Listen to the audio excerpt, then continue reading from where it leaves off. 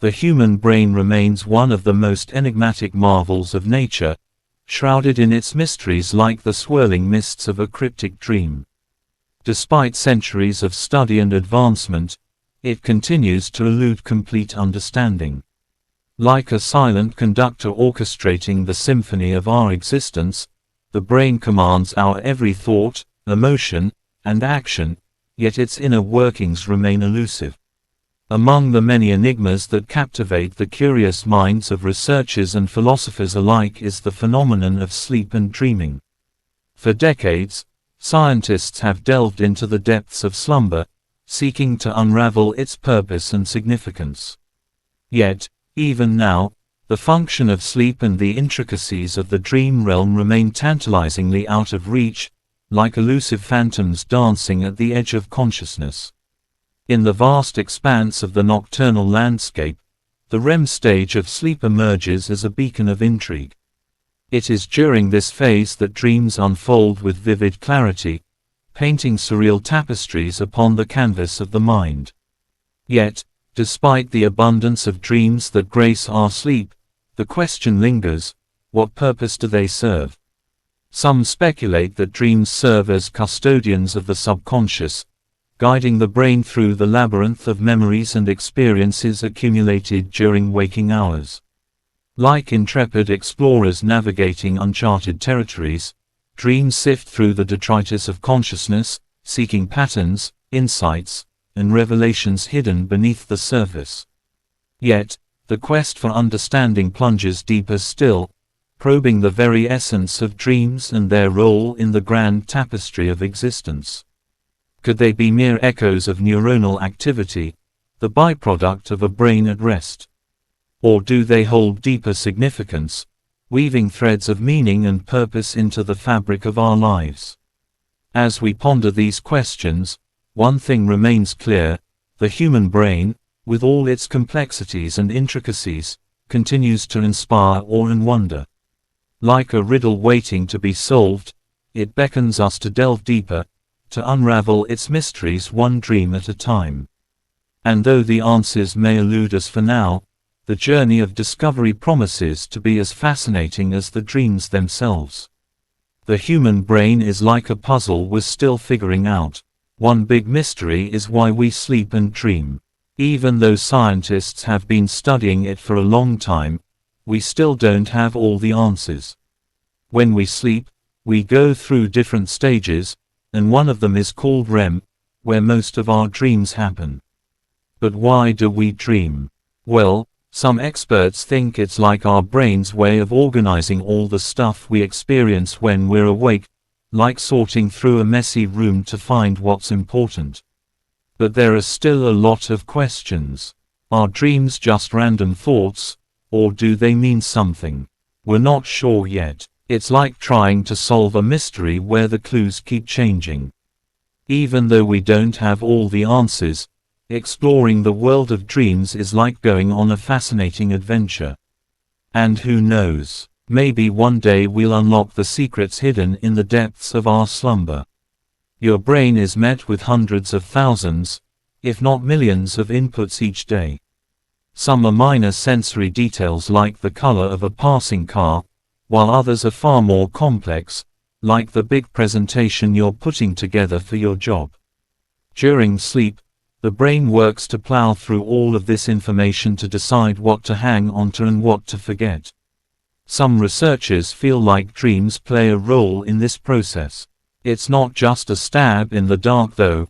There is some research to back up the ideas that dreams are tied to how we form memories. Studies indicate that as we're learning new things in our waking hours, dreams increase while we sleep. Participants in a dream study who were taking a language course showed more dream activity than those who were not. In light of such studies, the idea that we use our dreams to sort through and convert short-term memories into long-term memories has gained some momentum in recent years. Another theory is that dreams typically reflect our emotions.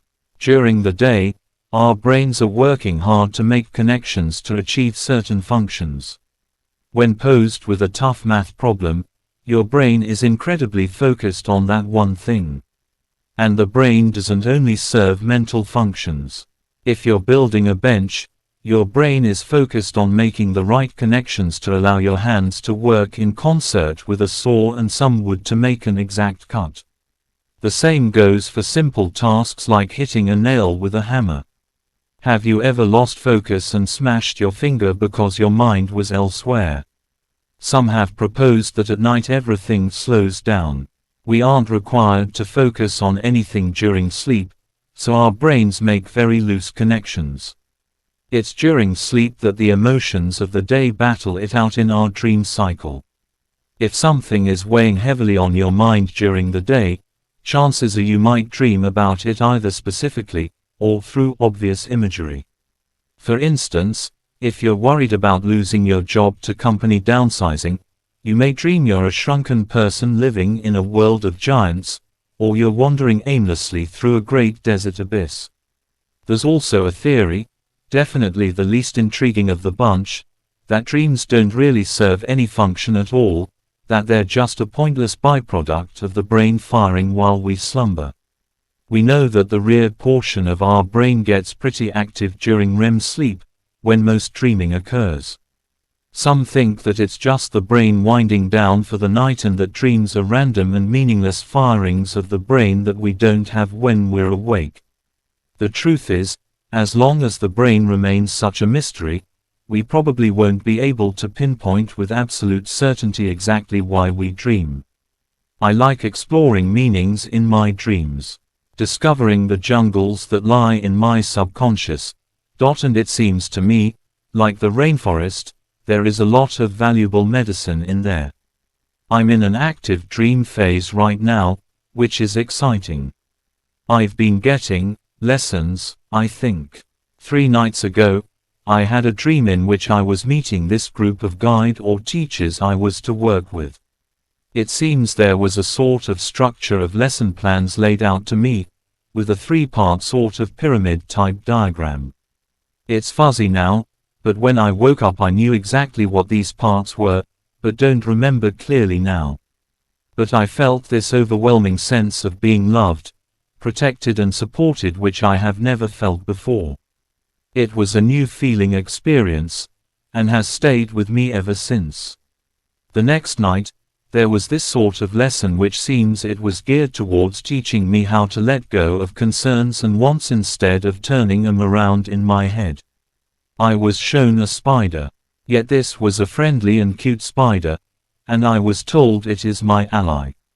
She would do the spinning of a web to create what it was I want to manifest.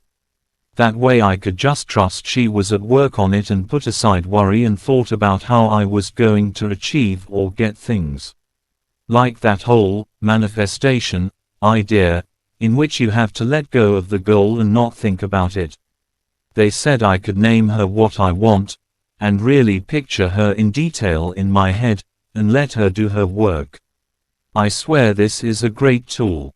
I have been worrying about some things, but each time I've started to think of them, I just picture her at work, taking care of it, and my mind is fine to move on to the present. Instead, this night was in 2 parts.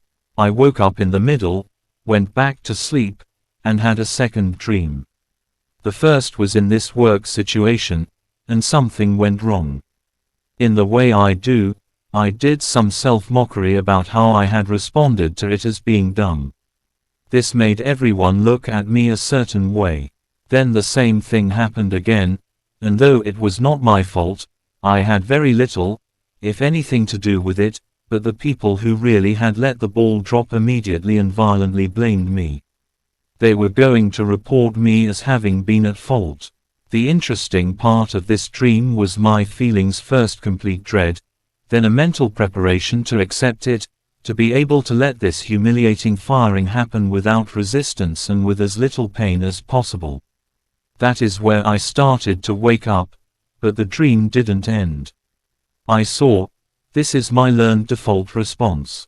I have actually been faced with many cases of injustice in areas of school and work, and this acceptance feeling is exactly what I move into in response, as well as sort of inadvertently placing myself in a position of vulnerability to it even happening.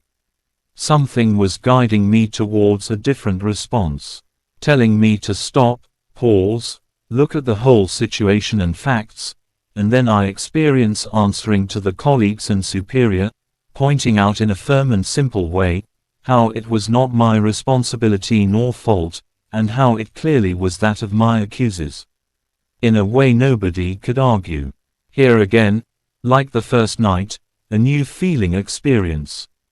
I was experiencing what it felt like to stand up for yourself. It was bizarre for me and new, and I just was exploring this feeling.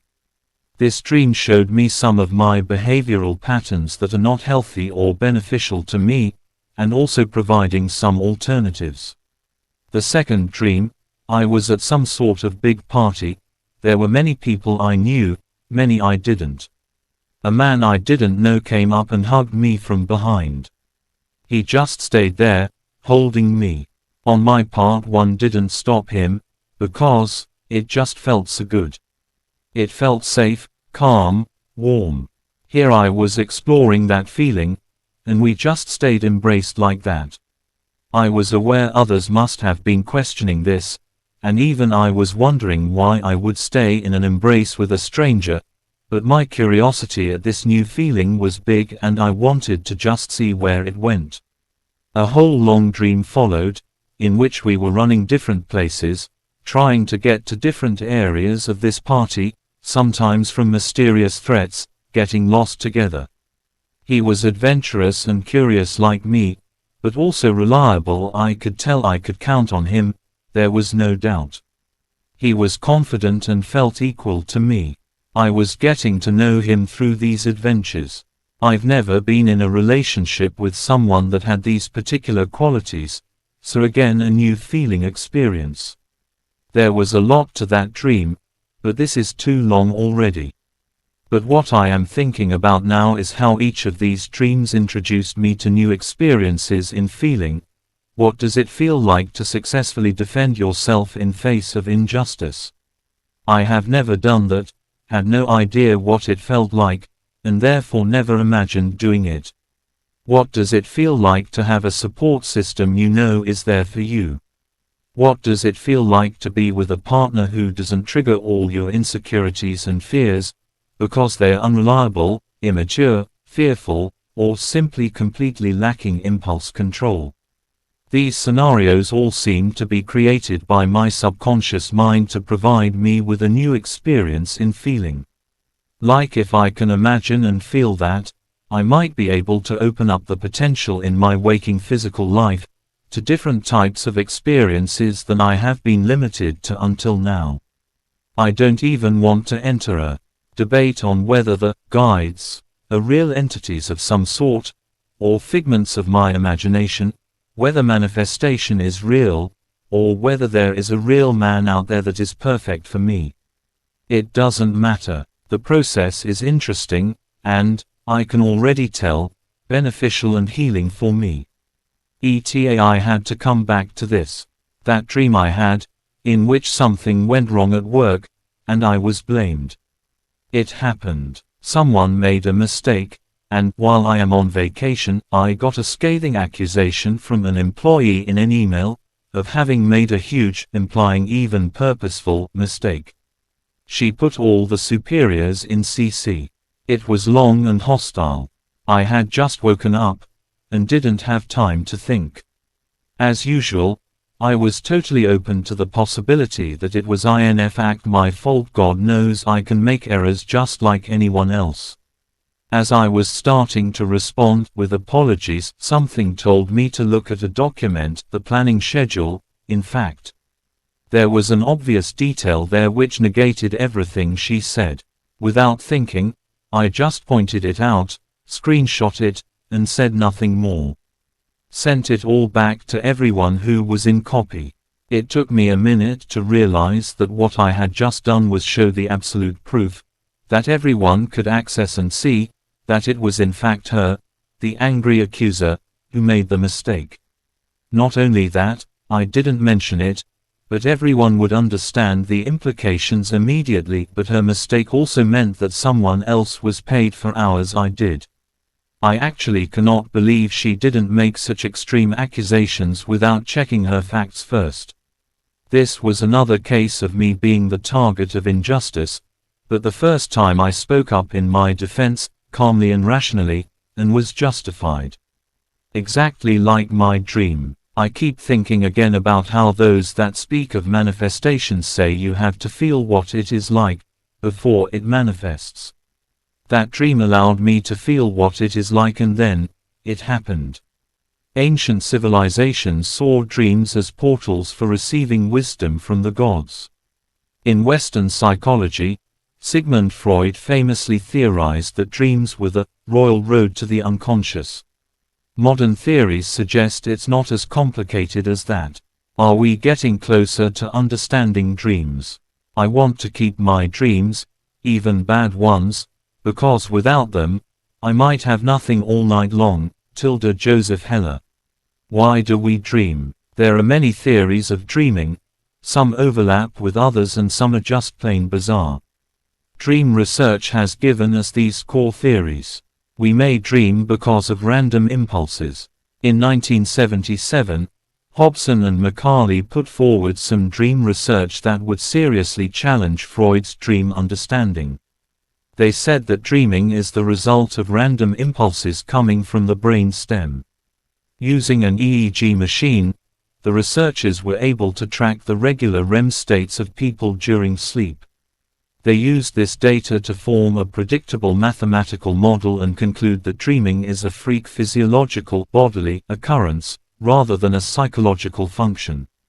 According to them, the fact that we see images and hear sounds in our dreams is simply the brain's way of understanding noisy electrical signals.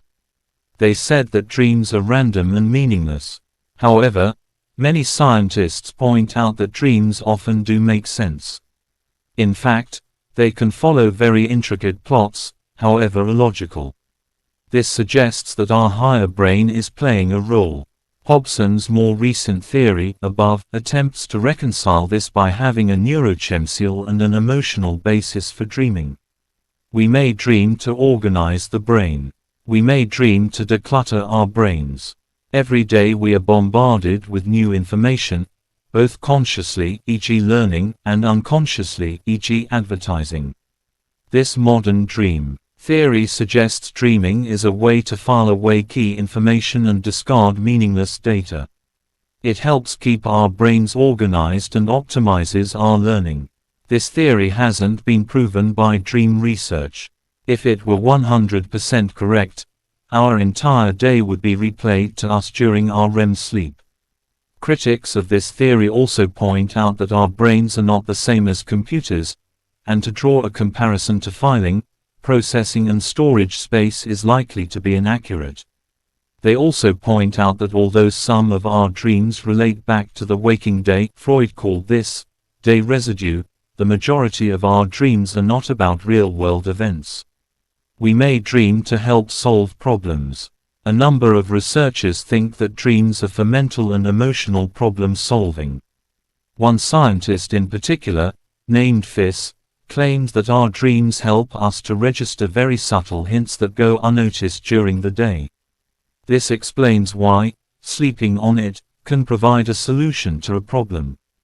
Unfortunately, there are also arguments against this theory of dreaming. For a start, most people only remember a very small number of the dreams. So if our dreams contain important answers, shouldn't we remember them better? We may dream to cope with trauma. Dreams may be a way of coping with trauma. Based on the intensity of our emotions, we will generate dreams to cope with certain situations. For instance, if you escape from a house fire and the experience shakes you up, chances are you will dream about it that night. The more traumatic the event, the more emotions are felt, and the more important it is to get over it. Dreaming about the fire will help you come to terms with what happened and prepare you for it ever happening again. Of course, this doesn't explain why we dream of fantastic or mundane things, only that nightmares can be a kind of rehearsal for trauma. So why do we dream? Dream research offers many theories, but still no definitive or unifying answer to the question, why do we dream? Scientists generally seem to agree that dreaming is a form of thinking during sleep, even that may be the knock-on result of random electrical impulses. It's generally accepted that dreams contain at least some psychological meaning, but this doesn't necessarily prove a purpose, such as problem solving. Overall, our scientific understanding of dreams is still quite vague. Dreams are a mixed bag. The truth is, science still doesn't have a complete answer. It may well be a helpful practice to remember your dreams and even interpret them. Are dreams a doorway into another realm? Our subconscious mind trying to send us messages? Or an artifact of nighttime brain activity? Recent developments in neuroscience shed light onto why we dream and where the content of dreams comes from. Neurological basis of dreaming. Dreaming can be thought of as a protoconscious state, one which occurs mostly during rapid eye movement (REM) sleep, but also during other sleep stages such as stage 4 slow wave sleep (SWS), the deepest sleep stage. Studies have shown that the nature of dreams varies according to the sleep stage in which they occur, with most dreams reported during REM sleep. The emerging view in neuroscience is that dreams are related to memory consolidation happening in the brain during sleep. This may include reorganizing and recoding memories in relation to emotional drives as well as transferring memories between brain regions. During the day, episodic memories for events, are stored in the hippocampus, a region of the brain specialized for long-term memory that learns particularly quickly. At night, memories from this region appear to be transferred to the cerebral cortex, the region specialized for information processing, cognition, and knowledge. 2-3. Studies in animals have found that during sleep, the neural activity of the hippocampus replays the events of the day. This replay happens faster than real-time, and sometimes happens in reverse. The activity replay is correlated with neural activity patterns in both the visual cortex, responsible for visual experience, and the prefrontal cortex, responsible for strategy, goals, and planning. The memory replay occurs during REM sleep and dreaming. 4. Dreams and the subconscious. But what about the apparent subconscious content of dreams? Philosopher Daniel Dennett proposes the dream-weaving party game. One person, the dream guesser, is asked to leave the room, and while away, someone will share a dream with the group. When the dream guesser returns, the job will be to ask yes/no questions of random people in the group to attempt to reconstruct the plot of the dream. The secret is that while the dream guesser is out of the room, everyone else is told to answer yes/no questions according to a rule, for example, yes, if the question ends in a vowel, otherwise, no. When the dream guesser returns and the increasingly bizarre yes/no questions ensue, it becomes apparent that the dream is being created by the dream guesser in response to random answers. Could the bizarreness of dreams come from the brain's attempt to make sense of internal signals generated during memory consolidation, as the activation synthesis model of Alan Hobson, Harvard, suggests? Dreams and meaning. The search for meaning in dreams has occupied human beings throughout the ages. The idea that dreams might be a random cacophony of memory fragments seems unsatisfying and unlikely. Dream interpretation often assumes that dreams are coded in terms of symbols, motivations, and beliefs that are meaningful to the dreamer. This coding is what one would expect if dreams were generated by a systematic review of memory relative to personal life strategy. If we imagine that the memory consolidation process is not random, but instead focuses on conflicts between past experience and biologically determined goals, then it should not be surprising that motivational tensions surface in dream content. 5. Regarding the biological evolution of REM sleep and dreaming, Emotion theorist Jack Panksepp, 1998, comments that people who hold dream experience in great esteem may be correctly affirming the importance of effective information that is encoded through our ancient emotional urges for the proper conduct of our waking activities. The REM system may now allow ancient emotional impulses to be integrated with the newer cognitive skills of the more recently evolved brain-waking systems. This could help explain many striking attributes of REM sleep, ranging from its heavy emotional content to its apparent functions of enhancing learning and solidifying memory consolidation. 6. Stickgold et al. 2001 proposed that the emotional features of dreams reflect an attempt, on the part of the brain, to identify and evaluate novel cortical associations in the light of emotions mediated by limbic structures activated during REM. In other words, the brain is trying to interlink our experiences of the world with our emotional drives. 7. So while dream content might not be our subconscious trying to send us messages, the analysis of dreams may reveal the underlying structure of the motivational forces driving our life strategy and choices. Dreams may also allow the brain to explore hypothetical situations in some abstract way in order to refine action strategies for use in the future. The imagery of dreams may result from the brain's sense-making machinery processing signals generated by internal motivational systems, unconstrained by sensory input.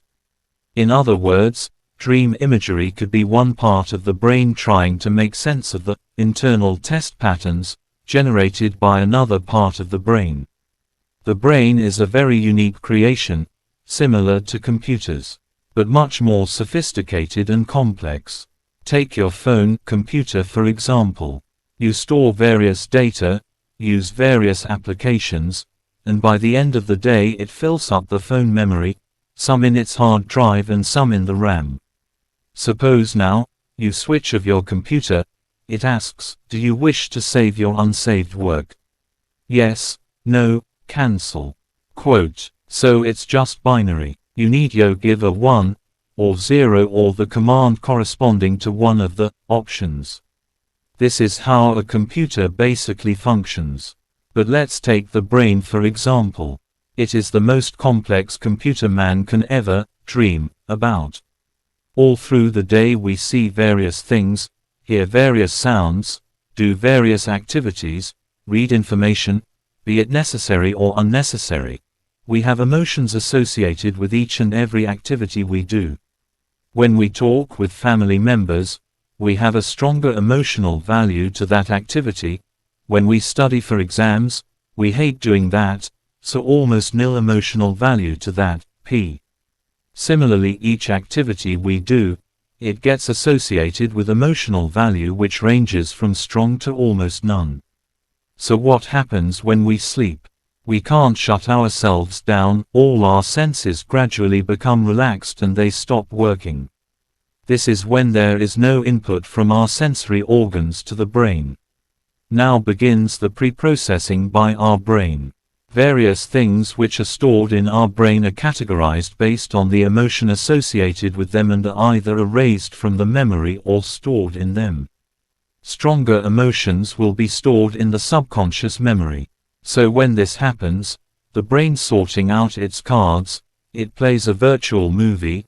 Each memory flashes for an instant, our fears, people we love, people whom we recently met, our fantasies, formulae in case you study for exams before your sleep, aroma of your favorite food, first experience swimming, ideas which manifest themselves as images. So when the brain does all this we think we are dreaming. Thank you for watching our video.